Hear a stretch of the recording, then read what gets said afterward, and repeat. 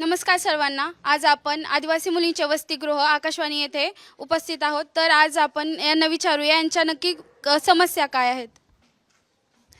आमची लॅबची समस्या आहे। आम्हाला नवीन लॅब पाहिजे। आम्हाला लॅबमध्ये बसायला जागासुद्धा नाही आहे। जागा जी आहे तिथं वायफायसुद्धा चालत नाही। आम्हाला वायफायसाठी बाहेर येऊन बसायला लागतं। तर आमचं फक्त एवढंच म्हणणं आहे की आम्हाला नवीन लॅब उपलब्ध करून द्या किंवा आमची जी लॅब आहे तिथं ती लॅब व्यवस्थित करून द्या आणि आम्ही जिथं बसतो तिथं बाकीचे रूम्स वगैरे पण आहेत जिथं आम्ही अभ्यास करायला बसतो लॅबमध्ये, ते बाकीच्या पोरींचा आवाज येतो, आम्हाला डिस्टर्ब होतं।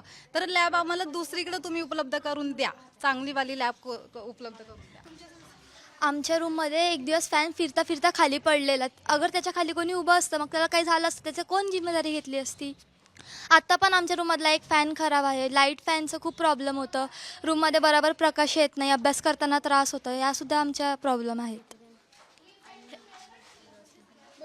आणि आमच्या वसतिगृहाची लोकेशन ही पुण्याच्या सेंटर भागापासून खूप लांब आहे। आमचे कॉलेजेस म्हणजे जसे काही गरवारे कॉलेज, फर्ग्युसन कॉलेज आणि बाकीच्यांचे त्यापेक्षाही काही लांब आहेत।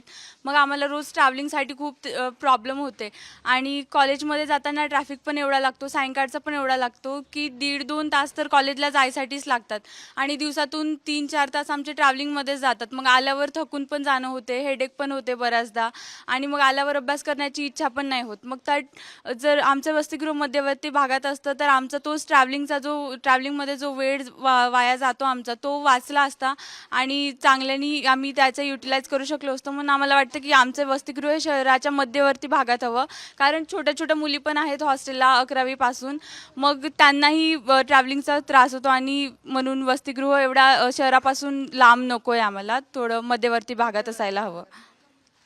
तर एवढ्या समस्या असून देखील ह्या मुली एवढे ॲडजस्ट करतात आहे, तर सरकारने याची लवकरात लवकर दखल घ्यावी।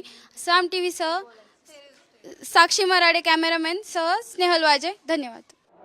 मी साम टी व्हीच पाहते, तिथल्या बातम्या मला रिलेट करतात।